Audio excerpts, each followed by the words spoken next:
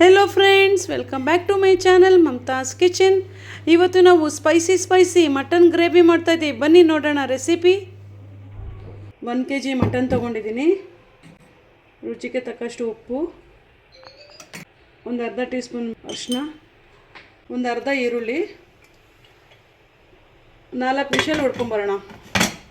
4 mixie ಜಾರಲ್ಲಿ ರುಬ್ಬಕ್ಕೆ ಮಸಾಲೆ ಹಾಕ್ಕೋತೀನಿ. 1 ಈರುಳ್ಳಿ, 12 ಮೆಣಸಿನ್ಕಾಯಿ, 2 ಇಂಚು ಶುಂಠಿ, 2 ಗಡ್ಡೆ ಬೆಳ್ಳುಳ್ಳಿ, ಚಕ್ಕೆ ಲವಂಗ, ಏಲಕ್ಕಿ, ಕೊತ್ತಂಬರಿ ಸೊಪ್ಪು 1 ಬೌಲು, 1 ಟೇಬಲ್ ಸ್ಪೂನು ಪೆಪ್ಪರ್. ಬನ್ನಿ ರುಬ್ಕೊಂಬರೋಣ. ರುಬ್ಬಿದ್ದೀನಿ ಮಸಾಲೆ. ಬಾಣಲಿ ಇಟ್ಕೊಂಡಿದ್ದೀನಿ. ಎಣ್ಣೆ ಹಾಕ್ಬಿಟ್ಟು ಸ್ವಲ್ಪ ಕಾಯ್ಲಿ ಎಣ್ಣೆ ಕಾದಿದೆ. ಈಗ ಮೆಂತ್ಯ ಸೊಪ್ಪು ಹಾಕ್ತಾಯಿದ್ದೀನಿ ಸ್ವಲ್ಪ ಒಗ್ಗರಣೆಗೆ. ಮೆಂತ್ಯ ಸೊಪ್ಪು ಆಗಿದೆ, ಫ್ರೈ ಆಗಿದೆ.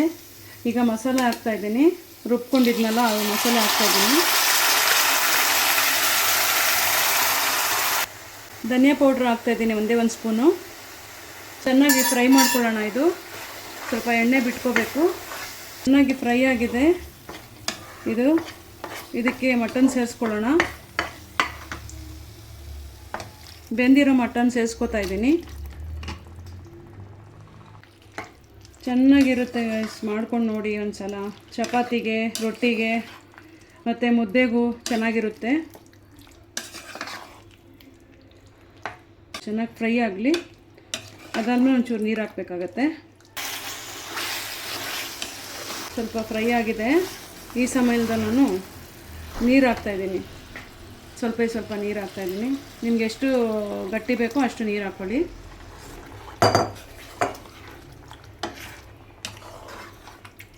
ನೀರು ಹಾಕಿದ್ದೀನಿ. ನೀರು ಹಾಕಿ ಚೆನ್ನಾಗಿ ಕುದಿಸೋಣ. ಇದೊಂಚೂರು ಕಸೂರಿ ಮೇಥಿ ಹಾಕ್ತಾಯಿದ್ದೀನಿ ಘಮಕ್ಕೆ. ಸ್ವಲ್ಪ ಘಮ ಚೆನ್ನಾಗಿರುತ್ತೆ. ಸ್ವಲ್ಪ ಎಣ್ಣೆ ಮೇಲೆ ಬರಬೇಕು. ಅಲ್ಲಿವರೆಗೂ ಒಂದು 5 ನಿಮಿಷ ಕುದಿಸೋಣ. ಕುದಾದ್ಮೇಲೆ ರೆಡಿ ಆಗುತ್ತೆ. ಇದಾಗಿದೆ ಗೈಸ್, ನೋಡಿ. ಎಣ್ಣೆ ಬಿಟ್ಕೊಂಡಿದ್ದೆ. ಸೂಪರಾಗಿ ಆಗಿದೆ. ಈಗ ನೋಡಿ, ಬೆಂದಾಗಿದೆ ಫುಲ್ಲು. ನೋಡೋಕ್ಕೆ ಸಖತ್ತಾಗಿ ಕಾಣ್ತಾಯಿದೆ. ಇನ್ನೇನು ಬ್ಯಾಟಿಂಗ್ ಮಾಡೋದೆ.